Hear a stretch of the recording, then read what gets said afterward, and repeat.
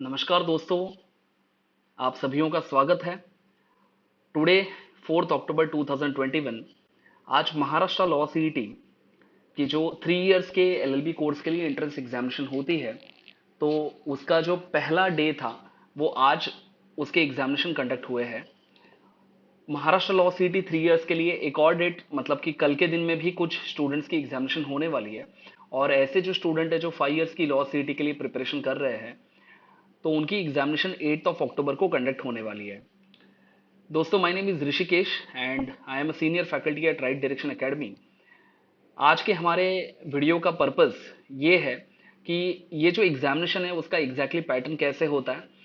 हर साल मैं और हमारे स्टाफ मेंबर्स ये लॉ एंट्रेंस एग्जामिनेशन अपीयर करते हैं। तो इस साल भी मैंने लॉ एंट्रेंस एग्जामिनेशन आज के दिन में अपीयर की थी। और इसका बेसिकली केवल हेतु यही होता है कि एग्जामिनेशन का पैटर्न कैसा है, किस तरीके से क्वेश्चंस पूछे जाते हैं और उसकी डेप्थ क्या होती है वो जानना और वो स्टूडेंट्स तक पहुंचाना। तो आज की जो क्वेश्चन पेपर थी, आज का जो क्वेश्चन पेपर था, तो उसी को मैंने मेमोरी बेसिस पे रिप्रोड्यूस किया है, क्योंकि आप लोग जानते हैं कि ये एग्जामिनेशन ऑनलाइन माध्यम से कंडक्ट होती है, तो इसका कोई टेक अवे क्वेश्चन पेपर नहीं मिलता है। तो इसके लिए मैंने इसको मेमोरी बेसिस पे याद करने की कोशिश की और आपके सामने ये क्वेश्चन पेपर मैं रख रहा हूँ। अब इसके आगे जो एग्जामिनेशंस होने वाली है, तो उसमें ऐसा मेरा बिल्कुल दावा नहीं है कि ये क्वेश्चंस वैसे के वैसे आएंगे, लेकिन ये वीडियो के बाद आपको एक ओवरऑल अंदाजा आ जाएगा कि क्वेश्चन कौन से एरिया से ट्रिगर हो रहे हैं, क्वेश्चंस का ओवरऑल डिफिकल्टी लेवल क्या है और उनका अप्रोच क्या है। तो ये आज के हमारे वीडियो का बेसिक पर्पस है। This is a memory based question paper and we have mentioned our contact number. तो यदि अगर आपको किसी भी तरीके की गाइडेंस या हेल्प चाहिए रिगार्डिंग लॉ एंट्रेंस एग्जामिनेशन, तो आप इस कॉन्टैक्ट नंबर पे ज़रूर हमें व्हाट्सएप या फिर फ़ोन कर सकते हैं। कुछ इंपॉर्टेंट अपडेट्स मैं देना चाहता हूँ। इसमें से कुछ चीज़ें हैं जो ऑलरेडी बहुत बहुत सारे लोगों को, जो लोग ऑलरेडी कुछ महीनों से इसको पढ़ रहे हैं, तो उनको पता होगा। लेकिन कुछ ऐसे डिटेल्स है जो ऑल द वे नए हैं इस परीक्षा के लिए, तो उसको हम लोग ध्यान से सुनेंगे। ये जो एग्जामिनेशन है वो 150 क्वेश्चंस की होती है और 2 घंटे का पेपर होता है। तो आज का जो एग्जामिनेशन का टेस्ट था या पेपर था, इसमें केवल 2 ही सेक्शंस थे। पहला जो सेक्शन था वो इंग्लिश लैंग्वेज का था और दूसरा जो सेक्शन था वो कंबाइंड था, जिसमें GK current affair, logical reasoning और लीगल एप्टीट्यूड या लीगल नॉलेज के जो क्वेश्चंस है वो मिक्स तरीके से पूछे गए थे। तो क्वेश्चन नंबर 1 से लेके क्वेश्चन नंबर 50, ये जो पहला सेट है इसमें सिर्फ इंग्लिश के क्वेश्चंस थे और जाहिर सी बात है कि इसमें कोई ट्रांसलेशन नहीं रहेगा। तो इसमें grammar, spotting the errors, sentence formation, parajumbles, vocabulary, इस टाइप के क्वेश्चंस आपको मिलेंगे। और क्वेश्चन नंबर 51 से लेके क्वेश्चन 150 तक जो 100 क्वेश्चंस है उसमें logical reasoning, general knowledge, current affairs, general knowledge को ही जनरल अवेयरनेस भी कहा जाता है, लीगल एप्टीट्यूड, लीगल नॉलेज, ये सब टॉपिक आपको मिलेंगे। ऑब्वियसली इसमें आपको दो चॉइसेस है, एक तो आप इंग्लिश में क्वेश्चन पढ़ सकते हैं या आप मराठी में भी क्वेश्चन पढ़ सकते हैं। इन्होंने जो सॉफ्टवेयर इस बार यूज किया है उसका नाम है मेरिट ट्रैक करके, मेरिट ट्रैक। अब ऑब्वियसली इसका कोई कंक्लूजन या यूटिलिटी तो है नहीं, बट ये मैंने एक चीज ऑब्जर्व की थी तो इसके लिए मैंने आपके सामने इसको रखा। आपकी जब भी टेस्ट शुरू होती है, तो आपको प्रेफर्ड लैंग्वेज इनिशियली शुरुआत में ही उसको सिलेक्ट करना पड़ता है, इंग्लिश या मराठी। और जो भी प्रेफर्ड लैंग्वेज आप एक बार सिलेक्ट करेंगे तो क्वेश्चंस उसी लैंग्वेज में आना, अपीयर होना शुरू होगा। ऑब्वियसली वो जो क्वेश्चंस है वो बीच में आप प्रेफर्ड लैंग्वेज बदल सकते हैं, लेकिन इनिशियली अगर आपको इंग्लिश में उसको आप चाहते हैं पढ़ना और सॉल्व करना, तो इंग्लिश आप जो ऑप्शन है वो चूज करिए, otherwise you can go for Marathi. अब कुछ फ्रिक्वेंटली आस्क्ड क्वेश्चंस होते हैं स्टूडेंट के, वो भी मैं थोड़ा सा आंसर कर देता हूँ। तो सबसे पहले कि क्या क्या कैरी करना है, तो एक तो है कि आपका एडमिट कार्ड या जिसको हम लोग हॉल टिकट कहते हैं, उसका 2 प्रिंट आउट आप निकाल के रखिएगा। एक प्रिंट आउट आपकी बैग में और एक प्रिंट आउट कहीं और, ताकि एक कहीं पे एंड टाइम पे अगर कहीं पे खो जाए तो कम से कम दूसरा प्रिंट आउट आपके पास रेडी रहेगा। अब इसका चाहे कलर प्रिंट आउट निकालिए या ब्लैक एंड व्हाइट, उससे कोई फर्क नहीं पड़ता। एक लेटेस्ट कलर फोटोग्राफ आपका होना चाहिए, क्योंकि आपके एडमिट कार्ड के ऊपर जो फोटोग्राफ है वो प्रिंटेड फॉर्मेट में है, तो उससे कई बार फोटोज क्लियर नहीं होता है। तो उन्होंने एक कॉलम दिया है लेफ्ट हैंड साइड में जहाँ पे आपको एक लेटेस्ट फोटोग्राफ वहाँ पे स्टिक करना है, तो वो भी आप आपके पास रखिएगा। एक और चीज़ है कि आपके पास आधार कार्ड या कोई भी गवर्नमेंट आइडेंटिटी प्रूफ होना चाहिए, ये एस्टेब्लिश करने के लिए कि हॉल टिकट या एडमिट कार्ड के ऊपर जो नाम है और जो व्यक्ति है वो सेम है। तो ये कैसे प्रूव होगा? With the help of Aadhaar card. एक और चीज़ है जो यहाँ पे मेंशन नहीं है लेकिन ज़रूरी है कि ऐसी महिलाएं हैं जिनका जिनका मैरिज हुआ है और मैरिज के बाद उनका सरनेम या उनका फर्स्ट नेम भी बदल बदल चुका है, तो फिर उनको मैरिज सर्टिफिकेट कैरी करना ये मैंडेटरी है, तो उस चीज़ का भी आप ध्यान रखिएगा। अपार्ट फ्रॉम दैट एक बॉल पॉइंट पेन होना चाहिए ब्लू या ब्लैक सिग्नेचर करने के लिए, एक मास्क और सैनिटाइजर और पानी की बोतल अगर आप चाहते हैं तो उसको आप रख सकते हैं। इसके लिए कोई एक रफ पेपर जो हम लोग घर से लेके जाते हैं वो देने की ज़रूरत नहीं है। जनरली जो सेंटर होता है वहीं पे A4 साइज़ का कोई रफ पेपर वो लोग आपको प्रोवाइड करते हैं, तो वो आपने नहीं भी कैरी किया तो चलेगा। जनरली सेंटर जो भी आपको अलॉट हुआ है वहाँ पे आप 35 से लेके 45 मिनट के पहले आप पहुँचिए, 30 to 45 मिनट्स, 30-35 मिनट पहले आप जल्दी पहुँचना चाहिए। ये इसके लिए क्योंकि अगर मान के चलिए कि आप जस्ट इन टाइम जैसे कॉन्सेप्ट पे भरोसा रखते हैं और अगर आपका 2 बजे का एग्जामिनेशन का टाइम है और आप 1:55 पे वहाँ पे गए, तो कई बार क्या होता है कि हम लोग हरी में रहते हैं, तो हरी में कहीं हॉल टिकट एडमिट कार्ड गाड़ी में भूल जाते हैं या आधार कार्ड बटुए में रह जाता है, गलती से मोबाइल फ़ोन जेब में आ जाता है। तो ये सब चीज़ों को ठीक ठाक करके आराम से रिलैक्स होने के लिए थोड़ा टाइम देना चाहिए। नहीं तो क्या होगा कि आप 1:55 को वहाँ पे पहुँच तो जाओगे सेंटर पे, लेकिन फिर वहाँ पे आप एंग्जाइटी के साथ पहुँचोगे और वो एंग्जाइटी आपकी जो परीक्षा है उसमें पहले 15-20 मिनट कंटिन्यू होती है, कभी कभी ज़्यादा समय के लिए, तो वो अच्छी बात नहीं है। इसके लिए 30-45 मिनट्स वहाँ पे आ जाइए, जो भी फॉर्मेलिटीज़ है वो सब कंप्लीट करके आराम से बैठिएगा, पानी वगैरह पीजिए, आराम से शांति से बैठिए। तो रिलैक्स मैनर में आप अगर शुरुआत करते हो तो आपका स्कोर ज़्यादा आने की प्रोबेबिलिटी बढ़ती है। एडमिट कार्ड, एक और चीज़ ये है कि आप में से ऐसे लोग जो मुंबई या पुणे ऐसे किसी मेट्रो सिटीज़ में रहते हैं जहाँ पे लोकल रेलवेज़ की सेवा बहुत ज़रूरी होती है ट्रैवलिंग के लिए, लेकिन कोविड के चलते हुए गवर्नमेंट ने इसके ऊपर कुछ रिस्ट्रिक्शंस लाए हैं। तो अगर किसी टिकट चेकर ने टीसी ने आपको अगर पूछा टिकट के बारे में और यदि अगर आप टिकट नहीं निकाल पाए हैं, तो आपका जो एडमिट कार्ड है वो आपका पास या टिकट जैसा काम कर सकता है और जो भी वो व्यक्ति है ऑफिशियल है वो आपको एग्जामिनेशन के लिए अलाउ कर देगा। अब एग्जामिनेशन की स्ट्रैटेजी कुछ इस तरीके से है। सबसे पहला चीज़ जो मैंने खुद ने ऑब्जर्व किया है, मैं चाहता हूँ कि आपको भी इसको बता दूँ कि मैं जब ये एग्जामिनेशन दे रहा था तो उस टाइम पे टोटल एग्जामिनेशन के 120 मिनट में मेरा जो कंप्यूटर है वो 2 बार रिस्टार्ट हुआ। अब रिस्टार्ट होने के बाद पहला जो रिस्टार्टिंग हुआ वो तकरीबन 17th मिनट पे हुआ और दूसरा मेरे ख्याल से 52nd मिनट पे वो रिस्टार्ट हुआ। तो अगर ऐसा आपके साथ होता है तो चिंता का कोई विषय नहीं है, क्योंकि जितने भी रिस्पॉन्सेस आपने वहाँ पर रिकॉर्ड किए हैं वो वैसे के वैसे सेव्ड रहते हैं उनके सर्वर में, और आपका टाइम भी जब भी आपका कंप्यूटर स्टार्ट होने के पहले जो टाइम था वहीं से कंटिन्यू होगा। जैसे अगर आपने 40 मिनट की एग्ज़ाम दी है और फिर स्टार्ट हो गया कंप्यूटर, उसको फिर से ठीक होने में 20 मिनट लगे, तो ऐसा नहीं होगा कि 40 + 20 60 मिनट चले गए, वो 40 मिनट ही दिखाएगा और फिर आपका 41st मिनट से एग्ज़ाम स्टार्ट होगा।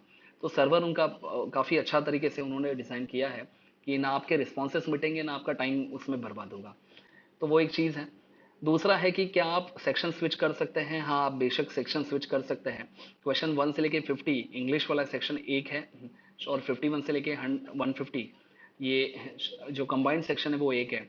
आप किसी भी तरीके से 1 से लेके 2, 2 से लेके 1 में वाइस वर्सा आप चीज़ों को चेंज कर सकते हैं, उसमें कोई दुविधा नहीं है।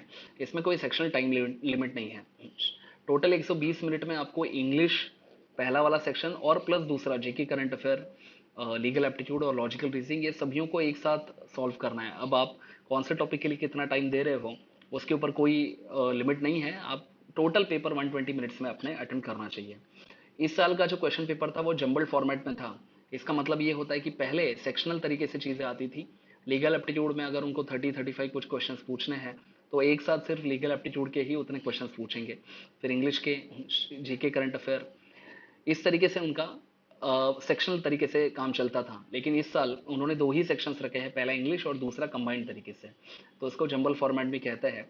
लेकिन इससे आपको कोई ज़्यादा स्ट्रैटेजी में फ़र्क नहीं पड़ता है, क्योंकि अगर आपने तय किया है कि पहले आपको जीके करंट अफेयर सॉल्व करना है, फिर लीगल एप्टीट्यूड, फिर इंग्लिश, तो आप ये अभी भी कर सकते हैं। सबसे पहले आपको जीके करंट अफेयर्स को करना है, उसके बीच में अगर कोई क्वेश्चंस आते हैं मान के चलिए कि लॉजिकल रीजनिंग के, तो आप उसको स्किप कर सकते हैं और आगे बढ़ सकते हैं। तो आप ये बेशक कर सकते हैं। और सबसे इम्पॉर्टेंट चीज़ ये है कि इस वाली एग्ज़ाम में कोई नेगेटिव मार्किंग नहीं है। इसके लिए मेरी आप सभियों को ये रिकमेंडेशन एडवाइस है कि पहले 105 मिनट तक आप जो क्वेश्चन पेपर है वो प्रॉपरली पढ़ के उसको समझ के लॉजिकल तरीके से उसको अटेम्प्ट करिएगा, और आखिर के 15 मिनट में मतलब 105 के बाद 106 मिनट से लेके 120 मिनट तक जितने भी क्वेश्चंस आपके बचे हुए हैं आंसर करना, अगर बचे हैं तो उसको रैंडमली 1 2 3 4 करके मार्क करिए।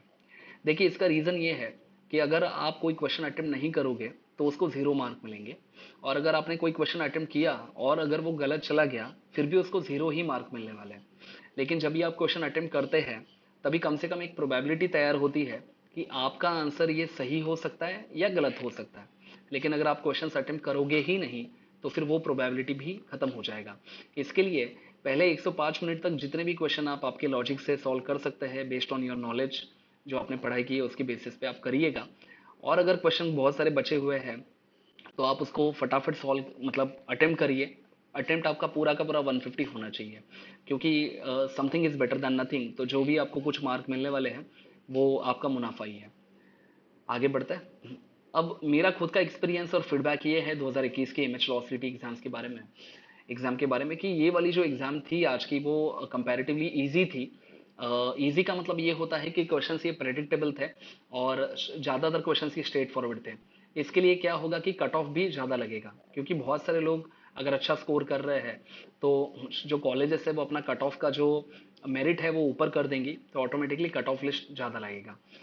जीके और करंट अफेयर के जो क्वेश्चन इस साल पूछे गए थे वो काफ़ी डाइवर्सिफाइड और कॉमन सेंस पे पूछे गए थे। इसमें आप देखोगे कि एनवायरनमेंट, इकोनॉमी, पॉलिटी मतलब constitution of India, Covid crisis, persons in news, awards in news, modern history, इसके ऊपर क्वेश्चंस आए हैं। तो एक अच्छी तरीके से फैला हुआ जो सिलेबस है उसको उन्होंने जस्टिस दिया है। लास्ट ईयर एग्जामिनेशन में 2020 में उन्होंने जो क्वेश्चंस पूछे थे वो बहुत ही open ended, randomly, without much logic पूछे थे ऐसा मुझे लगता है, और वो एक आध 2 महीने पे ही कॉन्सेंट्रेटेड थे। जैसे लास्ट ईयर मुझे जो क्वेश्चन पेपर सेट आया था उसमें जून 2020 के जो घटनाएं घटी थी इवेंट से उसी के बारे में क्वेश्चन ज़्यादा पूछे गए थे। लेकिन इस साल ऐसा कोई स्पेसिफिक मंथ या इवेंट को उन्होंने टारगेट नहीं किया है। सभी अलग अलग चीज़ों को, इंपॉर्टेंट चीज़ों को उन्होंने जस्टिस देने की कोशिश की है।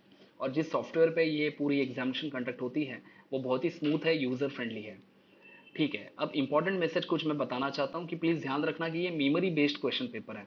मतलब यहाँ पे कुछ चीज़ें यहाँ वहाँ हो सकती है, कुछ कुछ ऐसे सवाल है जिसमें मेरे को ऑप्शंस याद नहीं आ रहा है, तो एकदम परफेक्ट ये होगा ऐसा एक्सपेक्टेशन मत रखिए। लेकिन हाँ, इससे कुछ वैल्यू आपको डिलीवर ज़रूर होगी, क्योंकि 150 क्वेश्चन मेमोराइज करना ये पॉसिबल नहीं होता है। एक और चीज़ है कि इसकी कोई गारंटी नहीं है कि आपकी जो कल 5 अक्टूबर को जो लोग 3 इयर्स की सीईटी देने वाले हैं या जो 8 अक्टूबर को एग्जामिनेशन देने वाले हैं उसमें सेम क्वेश्चंस आएंगे, बिल्कुल नहीं। क्वेश्चंस ये सिमिलर एरिया से with similar difficulty level with similar kind of approach आ सकते हैं। तो ये एक दिशा दर्शक है, this is not a guide कि यहीं से क्वेश्चन आएंगे। ये एक आपको सिर्फ जैसे राइट डायरेक्शन दिखाने के लिए ये हमारा पूरा एफर्ट चल रहा है। तो क्वेश्चंस सिमिलर आ सकते हैं, नहीं भी आ सकते, लेकिन उसका जो अटेम्प्ट है वो कैसे करना चाहिए उसका बेहतर आइडिया आपको आ जाएगा। और ये जो पावर पॉइंट प्रेजेंटेशन है इसमें एग्जामिनेशन में जैसा फ्लो था क्वेश्चंस का उस तरीके से ही मैंने उसको याद रखने की कोशिश की है। अब देखते हैं सबसे पहले क्वेश्चंस कैसे कैसे आए हैं। तो पहला है कि उन्होंने कोजेंट इस वर्ड का सिनोनिम पूछा था। इंग्लिश की पहले बात करें, क्योंकि क्वेश्चन नंबर 1 से लेके 50 पहला जो सेक्शन है वो इंग्लिश का ही है, तो इंग्लिश के क्वेश्चंस पूरे देख लेते हैं। तो सिनोनिम ऑफ कोजेंट पूछा गया था। फिर ग्रामर में स्पॉटिंग द एरर था, एक स्टेटमेंट सेंटेंस दिया था और उसमें ग्रामेटिकली क्या इनकरेक्ट है वो आपको ढूंढना था। फिर एक्टिव वॉइस, पैसिव वॉइस के कुछ क्वेश्चंस थे, कुछ क्वेश्चन दिए हैं उसको पैसिव में कन्वर्ट करना है या पैसिव को एक्टिव में, इस तरीके से। फिर उन्होंने एक क्वेश्चन पूछा था एक फ्रेज के ऊपर कि पासिंग द बक्स का मतलब क्या होता है। इसका असली मतलब ये होता है कि किसी और के ऊपर ब्लेम को शिफ्ट करना। ओके, तो पासिंग द बक्स का मतलब क्या है, ये क्वेश्चन था। फिर रीडिंग कॉम्प्रीहेंशन मतलब पैसेजेस रीडिंग के ऊपर 2 पैराग्राफ थे और हर पैराग्राफ के ऊपर 5 5 क्वेश्चंस थे। इसमें से एक जो पैराग्राफ है वो यूनाइटेड नेशंस के बारे में था। फिर सिनोनिम ग्रेटफुल का पूछा गया था, इसका सही ऑप्शन थैंकफुल था। प्रोबिडिटी का मतलब क्या होता है, तो चार में से जो सही आंसर था वो अपराइटनेस था। उसके बाद जनरल ये शब्द का अर्थ उन्होंने पूछा था, जिसमें ऑप्शंस ऐसे थे undisputed, usual, straight forward, comprehensive. तो यहाँ पे जो अर्थ है वो यूजुअल है। जैसे हम लोग कहते हैं कि जनरली, तो यूजुअली भी उसको कहा जा सकता है, तो सिनोनिम यूजुअल बनता है। फिर रीडिंग कॉम्प्रिहेंशन में जो पैराग्राफ आया था वो एग्जैक्टली ऐसा नहीं था, लेकिन यूनाइटेड नेशंस में ही जो एक ओवरऑल कुछ रेजोल्यूशन पास हुए थे रूल ऑफ लॉ के बारे में, उसके बारे में था। तो मैंने थोड़ा गूगल किया तो ये पैराग्राफ मुझे मिला। तो ये मिलता जुलता सिमिलर काइंड ऑफ पैराग्राफ है। तो इसको आप वीडियो को पॉज करके आराम से पढ़ सकते हैं। अगर पूरा पढ़ने चाहूँगा तो टाइम निकल जाएगा, तो आप इसको चाहे तो पढ़ लीजिए। लेकिन क्वेश्चंस में रीडिंग कॉम्प्रिहेंशन ऐसे ही आते हैं टेस्ट में, और इसी के ऊपर 5-6 क्वेश्चंस आपको आंसर करने हैं। ठीक है। Questions ask in image law सीटी, तो हमने ऑलरेडी इसको कुछ क्वेश्चंस इंग्लिश के देख लिए थे। अब और कुछ देखते हैं। जैसे एक स्टेटमेंट उन्होंने दिया था कि complete the statement if a persons behaviour is dash dash because of which he may come in conflict with the law. तो इसका सही आंसर है अबेरेंट। ओके। अबेरेंट का मतलब होता है कि एक ऐसा व्यक्ति जो डेविएंट है, मतलब जो सही रास्ता है, सीधा रास्ता है, उसको छोड़ के कुछ और कर रहा है। अगला question, they made dash dash attempts to change the system. Correct option है वेन। आपने सुना रहेगा कि my efforts were in vain, मतलब मेरे जो प्रयत्न थे वो, उसका कोई फल नहीं मिला, कोई कंक्लूजन नहीं हुआ उसका। तो वेन, VAIN, ये वेन का मतलब यहाँ पे होता है कि उसका कोई फायदा नहीं हुआ। They made vain attempts to change the system. फिर वेरासिटी का अर्थ पूछा था। वेरासिटी का मतलब होता है ट्रूथफुलनेस या ट्रूथ। अगला क्वेश्चन ये अ, थोड़ा सा बोली भाषा, बोली इंग्लिश भाषा के ऊपर था। My mother is so dash dash that she believes in all my fairy tales, ऐसा एक स्टेटमेंट है। तो यहाँ पे करेक्ट आंसर होना चाहिए sincere. My mother is so sincere that she believes all my fairy tales. बाकी के जो तीनों ऑप्शन थे रिमेनिंग, वो यहाँ पे मतलब कोई मीनिंगफुल सेंटेंस नहीं फॉर्म कर रहे थे। इसके बाद कुछ फ्रेजेस पूछे गए थे, आइडेंटिफाई द इनकरेक्ट फ्रेज। तो उसमें से उन्होंने 4 फ्रेजेस दिए थे, उसमें से 2 तो याद नहीं है मुझे, लेकिन जो 2 याद है वो ये ऐसे है, एक गलत है एक सही है। एक है कि honesty is more praised than practised. Okay. तो उन्होंने क्या पूछा है, इनकरेक्ट फ्रेज पूछा है, मतलब ऐसा कौन सा फ्रेज है जो गलत है, गलत उसका फ्रेमिंग किया गया है। और दूसरा ऑप्शन उन्होंने दिया था, first impression is the last impression. अब ये जो दोनों चीजें हमने सुनी है, लेकिन दोनों में पहला जो क्वेश्चन है वो इनकरेक्ट है। पहला जो ऑप्शन है इसके लिए वो हमारा आंसर बन जाता है। तो एक्चुअली ये फ्रेज क्या है, honesty is more preached than practice, मतलब उसको ज्यादा बोला जाता है बट प्रैक्टिस कोई नहीं करता। ठीक है। प्रेज करना मतलब किसी चीज की स्तुति करना या उसको सहारना। लेकिन यहाँ पे जो कोटेशन है वो ऐसा है कि honesty is more preached than practice. So क्योंकि ये इडियम या फ्रेज इनकरेक्ट है, इसके लिए हमारा ये करेक्ट आंसर बन जाता है। क्वेश्चन नंबर 14, उन्होंने एक स्टेटमेंट दिया था, a snake lived in the hole. अब देखिए कि LEAVED ऐसा कोई शब्द नहीं है, उसका पास्ट पार्टिसिपल लेफ्ट होता है। लेकिन यहाँ पे लीव का मतलब होता है टू स्टे, और इसका करेक्ट स्पेलिंग है LIVE। तो levied is the wrong and levied LIVED is the correct answer. Which word denotes connected with marriage. तो इसमें 4 ऑप्शन उन्होंने दिए थे, वेडलॉक, मैरिजेबल, मैट्रीमोनियल और पैट्रीमोनियल। तो मैट्रीमोनियल हमने कई बार एडवर्टीजमेंट देखे रहते हैं मैट्रीमोनियल वेबसाइट्स के। तो कनेक्टेड विथ मैरिज मतलब मैट्रीमोनियल। फिर अगला क्वेश्चन था, identify the correct sequence of the sentences. तो उन्होंने एक ही स्टेटमेंट या एक ही सेंटेंस, ये 4-5 अलग अलग टुकड़ों में उसको डिवाइड किया है, और फिर उन्होंने बोला है कि इसको आप लॉजिकली करेक्ट आप उसको अरेंज करिएगा। सो पहला था ऑफ इंफॉर्मेशन, ये ए पार्ट है। फिर the main source B part, for generation C, the television D, और वॉज ई। तो इसका करेक्ट सीक्वेंस ये होना चाहिए DEBAC। डी मतलब the television was the main source of information for generation, ये मीनिंगफुल स्टेटमेंट है। तो DEBAC is the correct answer. इसके बाद अगला क्वेश्चन था, I think she does not have dash dash for the job. तो वहां पे इनफ एक्सपीरियंस ये एक ऑप्शन था, और वही हमने टिक करना चाहिए। उसके बाद एक क्वेश्चन था, the boy which came to meet me yesterday was my nephew. और इसमें गलत क्या है वो आइडेंटिफाई करना था। तो यहाँ पे विच ये शब्द गलत है, यहाँ पे वो होना चाहिए। The boy who came to meet me yesterday was my nephew, this is grammatically correct. She is not cut out to be an advocate. अब कट आउट ये बेसिकली एक इडियम जैसा होता है। तो कट आउट का मतलब यहाँ पे होता है सूटेबल। सो क्वेश्चन ये पूछता है कि कट आउट को रिप्लेस करिएगा by another word, trained, matured, suitable, intelligent. तो suitable is the most appropriate word. फिर चेंज द वॉइस पूछा था, we have been taught physics by renowned professor. Answer इसका है, renowned professor taught us physics. Okay, ये active voice है, ऊपर वाला जो है पैसिव है। अगला question, word which denotes the meaning to give something by will. अब विल क्या होता है, तो कोई भी व्यक्ति अपने डेथ के पहले कभी भी वो एक इच्छा पत्र या मृत्यु पत्र बना सकता है, जिसके अंतर्गत उसकी प्रॉपर्टी कैसे डिवाइड हो उसके पश्चात वो सब चीज़ें लिखी हुई रहती है। जनरली जो विल रहता है वो कोई भी व्यक्ति जो 18 साल के ऊपर है वो बना सकता है, लेकिन उसके कुछ रूल्स रेगुलेशंस है। लेकिन विल का मतलब ये होता है। तो एक ऐसी चीज़ to give something by will को क्या कहते हैं, तो इसका करेक्ट आंसर है bequeath. This is the correct answer. आप चाहे तो गूगल इसको एक बार कर लीजिए। अगला क्वेश्चन ये पूछता है कि every one of us dash dash struggling to cope with challenging times. इसमें would have been, struggling, have been, was been, ये सब गलत है। हैव बीन और इज स्ट्रगलिंग में थोड़ा कंफ्यूजन हो सकता है, लेकिन सही आंसर ए है। वो हैव बीन नहीं, हैज बीन होना चाहिए था, अगर सही होना चाहिए था तो यहाँ पे इज स्ट्रगलिंग है, इसके लिए वो करेक्ट हो जाता है। Next question, identify which word will not fit रघुवीर could not dash dash the loss. तो इसका जो कौन सा वर्ड नहीं फिट होगा, तो तीनों वर्ड, चारों वर्ड बिठा के देखते हैं। रघुवर could not cope up with the loss, ये तो फिट हो रहा है। रघुवर could not tolerate the loss, ये भी हो रहा है। रघुवर could not take the loss, ये भी हो रहा है। फिर क्या नहीं हो रहा है, रघुवीर could not be friendly with the loss. इसका कोई लॉजिकल मीनिंग नहीं निकलता है, इसके लिए जो करेक्ट आंसर है वो ऑप्शन नंबर डी होना चाहिए। अगला क्वेश्चन लेते हैं कि यहाँ पे उन्होंने एक येलो कलर में मैंने जो हाईलाइट किया है, ऐसे किस्म का एक स्टेटमेंट दिया था कि when a lot of this kids are thrown into the streets they earn enough money by being clever. Okay, तो क्वेश्चन ये है कि replace the proverb by another proverb. तो यहाँ पे जो प्रवर्ब है वो लीव बाय देयर विट है, मतलब एक ऐसा व्यक्ति जो अपने इंटेलिजेंस पे, अपने खुद के रिसोर्सफुलनेस पे वो जीता है या वो पैसे कमाता है, तो उसको कहते हैं लिविंग बाय देयर ओन विट। तो ये करेक्ट आंसर होना चाहिए। फिर टू एक्साइट और इरिटेट का मतलब क्या है, पी आई सी के, पीई ए के, पीई के और पी आई क्यू यू ई।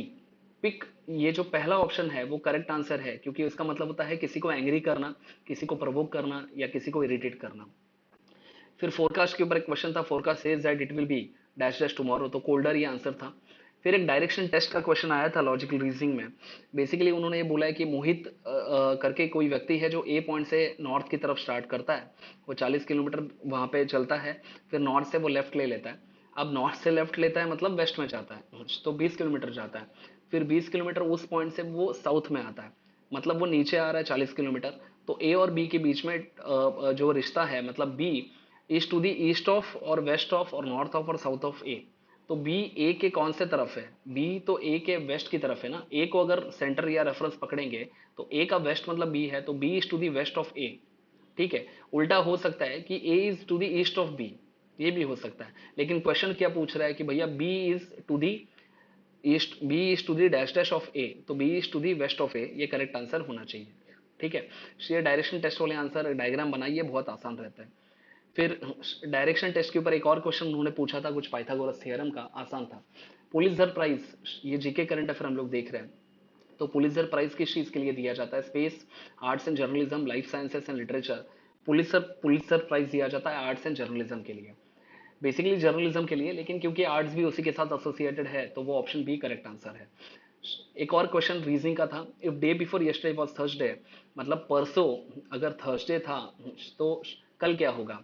तो मान के चलिए कि अगर परसों थर्सडे है मतलब कल यस्टरडे ये फ्राइडे होना चाहिए, मतलब आज ये सैटरडे होना चाहिए। अगर आज सैटरडे है तो टुमारो क्या होगा, संडे होगा।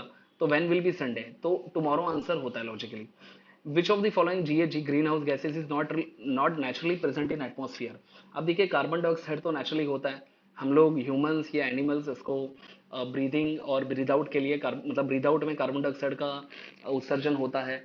फिर जो प्लांट्स होते हैं वो इसको यूज करते हैं, तो CO2 तो नेचुरली प्रेजेंट होता है, मीथेन भी होता है। कोई भी जो चीज़ है वो जब जब भी डीकम्पोज होना शुरू होती है तो मीथेन निकलता है, और नाइट्रोजन ऑलरेडी होता है।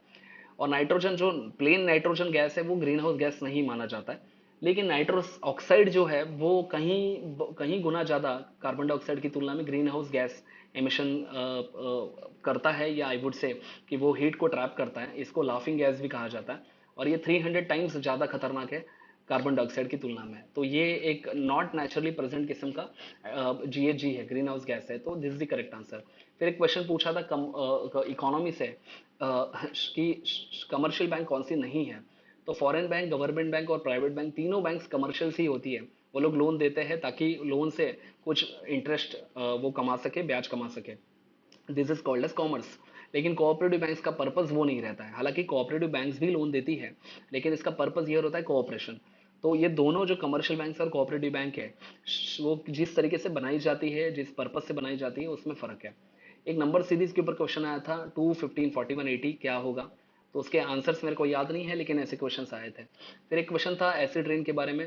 इसका आंसर है कि जब भी वाटर वेपर सल्फर डाइऑक्साइड और नाइट्रस ऑक्साइड के साथ रिएक्ट होती है तभी एसिड रेन बनता है।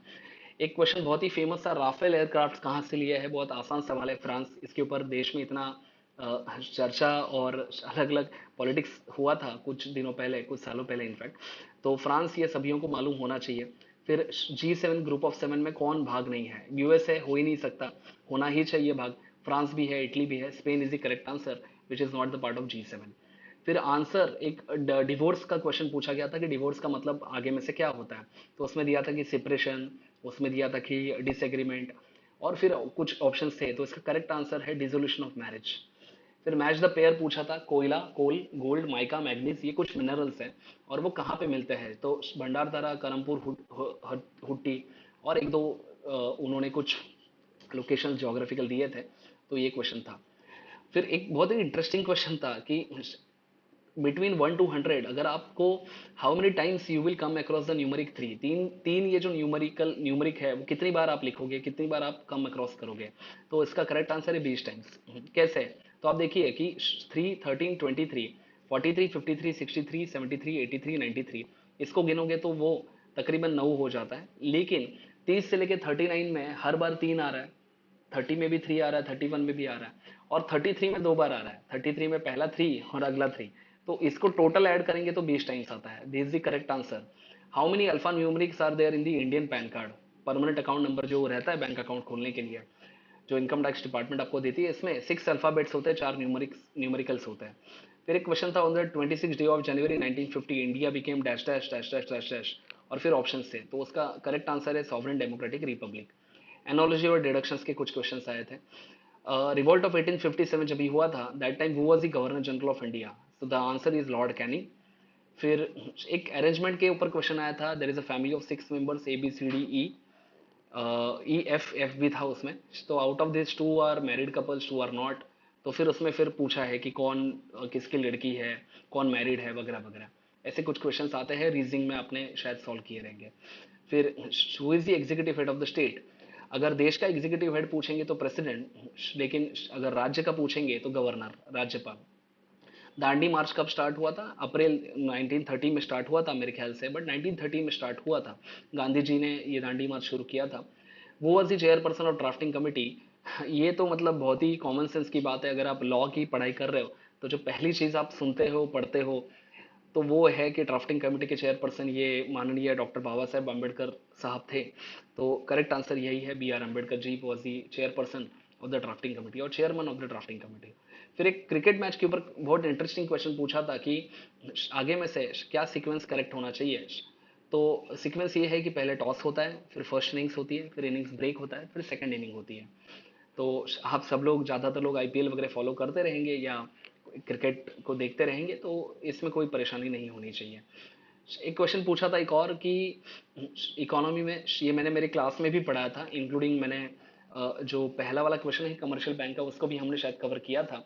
तो a single rupee note has the signature of reserve bank of India का गवर्नर जो होता है उसकी सिग्नेचर ये 2 रुपए से लेके 2000 रुपए तक की नोट के ऊपर होती है। लेकिन पहले एक सिंगल रुपी का जो नोट है, जो फंडामेंटल करेंसी है, वो भारत सरकार का प्रतिनिधि, मतलब फाइनेंस सेक्रेटरी, वित्त सचिव साइन करता है।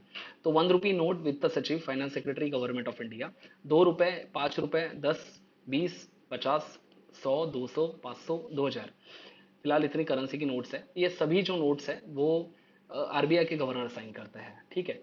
उसके बाद आपको ये क्वेश्चन हमने किया था सिटीजनशिप का, कि कौन सा एक तरीका है जिससे आपको सिटीजनशिप मिल सकती है। तो बाय बर्थ मिलती है, बाय रजिस्ट्रेशन मिलती है, बाय नेचुरलाइजेशन मिलती है। लेकिन यहाँ पे जो बचे हुए 3 ऑप्शन है, जैसे रेनन्सिएशन, टर्मिनेशन और डिप्रीवेशन, इससे सिटीजनशिप आपको गेन नहीं होती है, इससे लूज होता है सिटीजनशिप। तो जो करेक्ट आंसर है वो ऑप्शन नंबर D है। Contractual rights are created by agreement between the parties, अगर दोनों पार्टीज किसी चीज के ऊपर एग्रीमेंट होती है उनका, तो फिर कॉन्ट्रेक्चुअल राइट्स तैयार होंगे। फिर एक क्वेश्चन था अगेन मॉडर्न इंडिया से, कि जालियनवाला बाग हत्याकांड जो हुआ था, मैसेकर हुआ था, तो उसकी प्रोटेस्ट में किसने नाइटहुड, ये जो पदवी होती है, एक ऑनर होता है, उसको वापस किया था ब्रिटिश गवर्नमेंट को? तो it was mister Rabindranath Tagore. उन्होंने उसको वापस कर दिया था। एक लॉजिकल रीजनिंग का क्वेश्चन था कि अगर एयर को वाटर कहा जाए, अगर वाटर को माउंटेन कहा जाए, स्काई को सी कहा जाए और सी को लैंड कहा जाए, तो फिर प्लेन एरोप्लेन्स कहाँ पे फ्लाई होते हैं? तो जाहिर सी बात है एरोप्लेन स्काई में फ्लाई होते हैं। लेकिन स्काई को क्या कह रहे हैं? सी। तो करेक्ट आंसर क्या है? सी। ओके, क्योंकि सी का मतलब स्काई है, तो हमें क्या बोलना है कि एरोप्लेन आकाश में या स्काई में उड़ते हैं, तो आकाश को या स्काई को यहाँ पे क्या बोला गया है? सी बोला गया है, तो करेक्ट आंसर सी होना चाहिए। इसरो का फुल फॉर्म आपको मालूम है। आगे बढ़ते हैं। फिर डबल फॉल्ट ये कौन से गेम से एसोसिएटेड है? ये लॉन टेनिस से एसोसिएटेड है, फुटबॉल क्रिकेट बेसबॉल से नहीं, तो टेनिस से एसोसिएटेड है। वर्ल्ड एनवायरनमेंट डे 5 जून को होता है। ये क्वेश्चन पूछा था। वर्ल्ड हेल्थ डे कब होता है? क्योंकि अभी कोविड क्राइसिस चल रहा है, तो शायद उन्होंने पूछ लिया रहेगा। 7 अप्रैल को होता है। सार्क यूनिवर्सिटी कहाँ पे है? अब देखिए कि सार्क जो है, जो साउथ एशियन एसोसिएशन है फॉर रीजनल कोऑपरेशन, तो इसमें बांग्लादेश है, पाकिस्तान है, इंडिया है, ऐसे कुछ देश यहाँ पे आपको मिलेंगे। इसमें से ढाका में इसकी मेन सेक्रेटरीट है, बांग्लादेश में। लेकिन इसकी जो यूनिवर्सिटी है सार की, वो नई दिल्ली में है। ठीक है। फिर एक क्वेश्चन पूछा था कि डिजिटल सिग्नेचर क्या होती है, और चार ऑप्शन दिए थे। अभी याद नहीं एग्जैक्टली क्या थे, लेकिन एक क्वेश्चन था। फिर ऐसे जो स्टूडेंट है अनफॉर्चुनेटली, ऐसे जो कोई बच्चे अनफॉर्चुनेटली जिनका कोविड 19 में उनके माता पिता का देहांत हो गया, तो उनके लिए कौन सी स्कीम है? तो उसका आंसर है प्रधानमंत्री care, PM care for children, ये योजना है। एक बहुत ही जबरदस्त और इंटरेस्टिंग क्वेश्चन था, जो कि जनरली हम लोग मतलब काउंसलिंग सेशन जब भी हम लोग करते हैं लॉ के बारे में, या स्टूडेंट्स को इनिशियली आइडिया देते हैं, तभी मैं हमेशा मेरे कॉमेंट्री में बताता हूँ। आज अचानक से क्वेश्चन बन के आ गया कि वो amongst the following was the principal of government law college Bombay, GLC Churchgate Mumbai. तो जो ये कॉलेज है गवर्नमेंट लॉ कॉलेज, ये बहुत पुराना है, ब्रिटिशों के ज़माने का है। और इसमें अनेक महानुभाव लोगों ने इसको रिप्रेजेंट किया है, यहाँ पे पढ़ाया है, वो उसके प्रोफेसर रह चुके हैं। इसमें से चार ऑप्शन थे: महात्मा गांधी, लोकमान्य तिलक, वीर सावरकर। लेकिन करेक्ट जो ऑप्शन है वो है डॉक्टर बाबा साहेब अम्बेडकर। और अम्बेडकर साहब ये 1936 से लेकर 1939 के बीच में government law college GLC Bombay, मतलब आज का मुंबई, मुंबई में जो स्थित है, वहाँ पे जो कॉलेज है उसके प्रिंसिपल हो चुके थे, रह चुके थे। फिर 39 के बाद वो नहीं थे, क्योंकि 39 के वर्ल्ड वॉर टू स्टार्ट हुआ था। और फिर इंडियन जो नेता थे, महानुभाव लोग, वर्सेस ब्रिटिश जो ओपिनियन था, तो उसकी वजह से फिर शायद आई थिंक कि उन्होंने रिजाइन किया रहेगा। बट अम्बेडकर साहब इसके चेयरपर्सन थे। ये चीज़ पर्सनली मुझे कैसे पता चली? तो बेसिकली ये जो गवर्नमेंट लॉ कॉलेज है मुंबई का, यहाँ पे मैंने पर्सनली इन पर्सन विजिट किया है। तो वहाँ पे एक बोर्ड है कि प्रिंसिपल कौन कौन है, तो पहले 10-12 नाम तो आपको सब ब्रिटिश ऑफिसर के ही दिखेंगे। लेकिन वहाँ पे फिर 36 से लेके 39 के बीच में मैं रुक गया, तो वहाँ पे बड़े अक्षरों में कैपिटल में लिखा है कि डॉक्टर बाबा साहेब अम्बेडकर। तो इसके लिए ये मेरे को याद था, एंड इसके आगे आपको भी शायद याद रहेगा। फिर भारत का पहला भारत रत्न किसको मिला? तो वो सी राजा गोपालाचारी को मिला, इज द करेक्ट आंसर। फिर हमारे कुछ स्टूडेंट्स है क्लासेस के, उन्होंने ये इनपुट दिए हैं, जिसमें कैपिटल ऑफ वियतनाम क्या है, करेंसी ऑफ मंगोलिया, यूनिसेफ क्या करता है exactly, full form of UNESCO, longest national highway, SAARC member कौन है, पहली फीमेल मरीन पायलट कौन है, first Indian minister of New Zealand, which ministry started mid day meal scheme, first law minister of India, who does auditing of India finance fund. Basically ये क्या करता है? Comptroller and auditor general of India. Highest law officer in the country कौन होता है? Attorney general होता है। First female जज of the supreme court, ISRO formed in which year, Delhi situated on which river, I think Yamuna river, capital of Goa Panjim, information of Kandla port tick below the details which is false, Punjab national bank, lens scheme, dolphin kick in which sports, वगैरह वगैरह, ये कुछ questions आए थे। तो moral of the story कि ऐसे ये इस तरीके से ये एग्जामिनेशन कंडक्ट होता है, हुआ है, और शायद आने वाले जो एग्जाम्स होने वाले हैं उसमें भी आपको यही थीम दिखेगी। ये पूरा क्वेश्चन पेपर मेमोरी बेस्ड है। इसमें पहले के जो 60-70 क्वेश्चन है वो मैंने खुद ने मेमोरी बेसिस पे उसको आपके लिए पेश किया है। कुछ बहुत सारे क्वेश्चन है जिसमें हमारे स्टूडेंट्स की हेल्प हुई है।